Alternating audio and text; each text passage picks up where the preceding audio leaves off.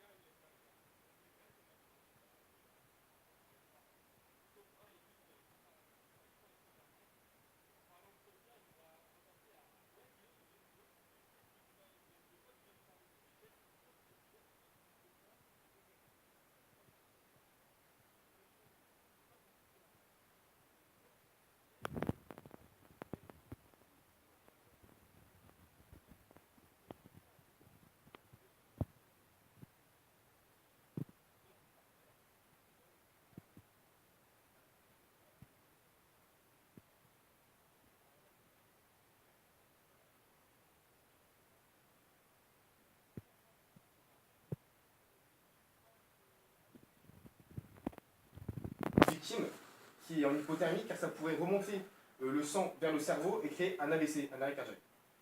Deuxième chose, il ne faut surtout pas non plus essayer de mettre des objets chauds de l'eau chaude sur la victime en hypothermie car sa peau est très froide, ce qui pourrait lui provoquer des brûlures.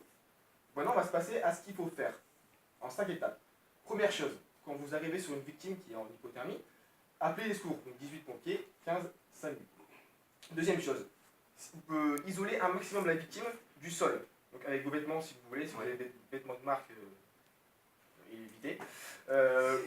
Essayez de trouver un carton ou un carton sec, si possible, pour couper un maximum le contact de la victime au sol. Faut le mettre en PLS ou pas, non? Justement, on va y venir après, ça c'est quand la victime est inconsciente. Tu l'as allongé tout de suite. Troisième étape. Ah ouais, t'as bien t'allongé. Troisième étape. Recouvrir les extrémités du corps, par exemple les doigts avec des gants et un bonnet pour le crâne, sachant que le crâne retient 20% de la chaleur du corps. Quatrième étape, si vous n'en avez pas, demandez-en une. Prenez une couverture de survie. Donc côté argenté au niveau, à l'intérieur, car le côté argenté protège du froid, et tandis que le côté or protège de la chaleur. Cinquième étape, si vous avez sur vous de l'aliment, de la nourriture énergétique, il faut lui en donner, que ce soit sucre, boisson chaude. Donc voilà ce qu'il faut faire quand une victime est consciente. Quand elle est inconsciente, mettez-la en PLS. Si elle respire, si elle ne respire pas et s'il n'a pas de pouls, mettez-la, commencez le massage cardiaque et prévenez quelqu'un pour qu'il aille chercher un DSO, un défibrillateur semi-automatique. Pour finir, je voudrais dire, passez votre diplôme secouriste. C'est super important. C'est une formation qui dure 7 à 8 heures. C'est pas grand-chose. C'est un petit coût. Ça coûte 50 €. Alors personnellement, je trouve que c'est pas beaucoup, car grâce à cette formation, on peut quand même sauver des vies. Pour moi, je trouve que ça n'a pas de prix. Ok, bon, on mettra toutes les informations de cette formation sur le site de la CAD. C'est génial. Enfin, si les gens sont dans la rue, voilà, vous savez quoi faire, on pense à toutes les personnes qui sont dans la rue en ce moment, il fait très froid. Donc voilà, on pense à eux. On va passer à un tout autre sujet, un sujet dont je ne sais pas trop c'est quoi en fait, je ne sais pas trop.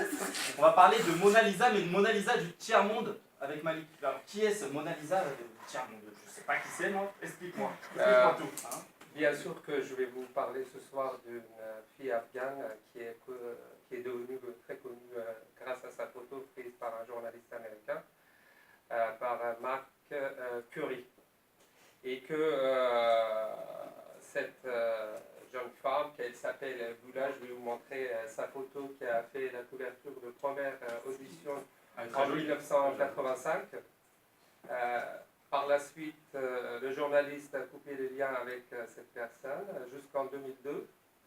Et en 2002, il était de retour, il a retrouvé cette dame au Pakistan, encore une fois, il l'a prise en photo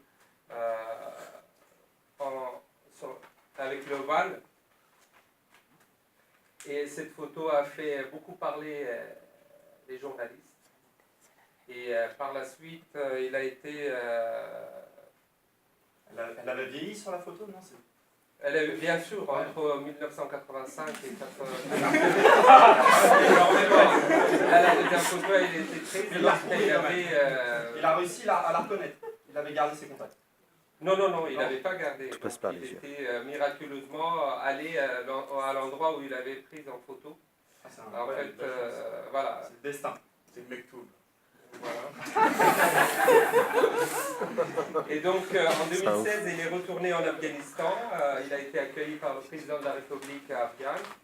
Elle a créé une fondation pour l'orphelinat afghan et que actuellement il vit à Kaboul. Et puis il s'occupe de sa fondation. C'est tout? Voilà. Il s'occupe de sa fondation. Comment elle Pour s'appelle les la fondation? orphelinats afghans. D'accord. Et comment on peut se renseigner un peu plus pour aider ces gens-là sur l'orphelinat? On peut aller sur le site internet, sur son nom, Madame Sharbat Bula. D'accord. Et il y a tous les contacts qu'on peut avoir. Des liens. D'accord, bon, on mettra ça aussi sur le site de la CAD. Vous avez plein de choses ce soir sur le site de la CAD. Merci Malik. On va terminer avec un tout autre sujet. On va reparler un peu de football, mais surtout d'arbitrage, avec un arbitrage français assez bizarre en ce moment. On est un peu sous le feu des projecteurs et sous le feu des critiques, Bertrand. Exactement, l'arbitrage français est critiqué depuis des années, mais là on est arrivé à un niveau, voilà, on a été la risée du monde il y a quelques semaines. Avec Chaperon. Exactement, Ah, je oui. voulais vous montrer sa photo. Voilà, ce monsieur. Un mec de la BAC. Ouais, tu le dis, c'est un policier. Ah bah, Voilà, cet arbitre n'est pas professionnel, il a une deuxième profession et il est police. Ce monsieur est monsieur Tony Chaperon.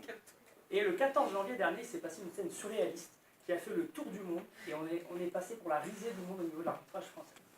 Donc, on se remet un petit peu dans l'ambiance du 14 janvier.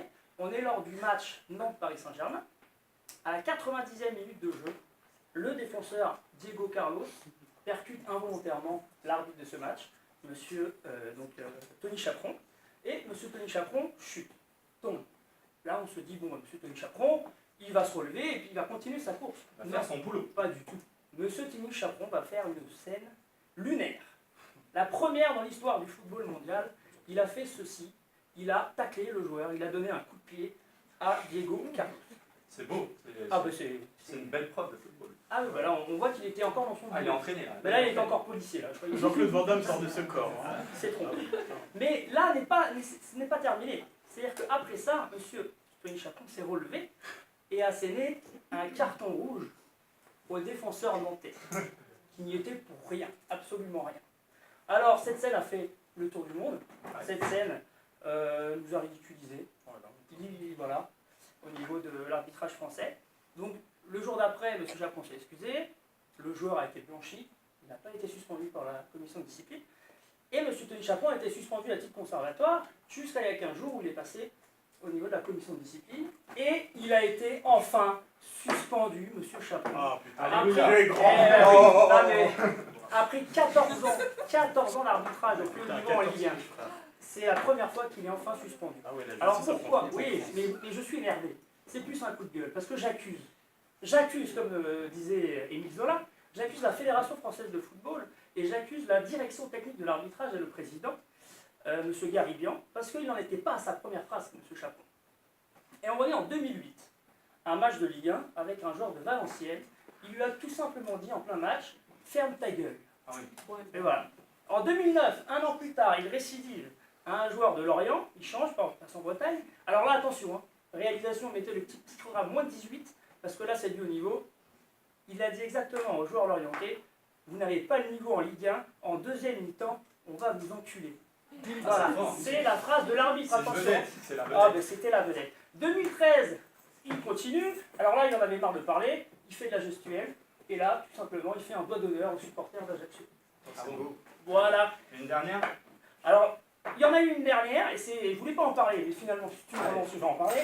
En 2011, finalement, il a été suspendu, mais il a juste été suspendu avec sursis par la Fédération française de football parce qu'il a critiqué, en fait, la fédération et l'incompétence de l'arbitrage.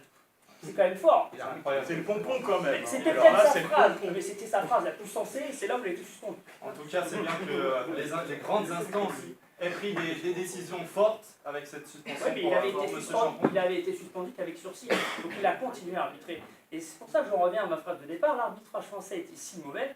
Moi, oui, je dis qu'il est extrêmement mauvais, mais c'est pas que moi qui le dis. Parce Je que le dis aussi. Je confirme aussi, c'est des Ah, grosses merguez, les d'accord, arbitres. ça fait plaisir. Parce que c'est l'UEFA qui le dit. L'UEFA, on n'a qu'un seul arbitre élite au niveau européen.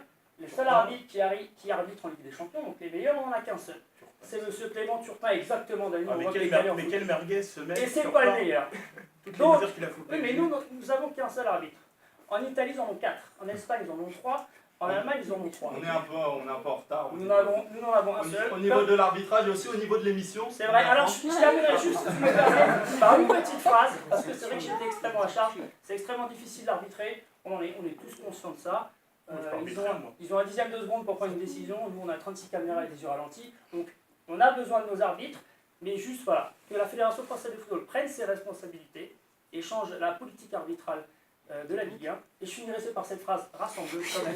Allez, Bertrand, tu vas y arriver. Fini. Que tout le monde connaît. On n'a pas le même maillot, mais on a la même passion. Merci Bertrand. Bravo Bertrand. De votre émission Place à la parole. Merci à vous les chroniqueurs. Merci à vous téléspectateurs qui nous regardez chaque jour, de plus en plus nombreux. Ce soir, vous retrouvez Hitch, expert en séduction avec Will Smith. Un film incroyable, hein, Dani, on adore. On adore. Demain, on se retrouve à la même heure. En attendant, n'oubliez pas, le silence est dehors, mais la parole ne se coupe pas.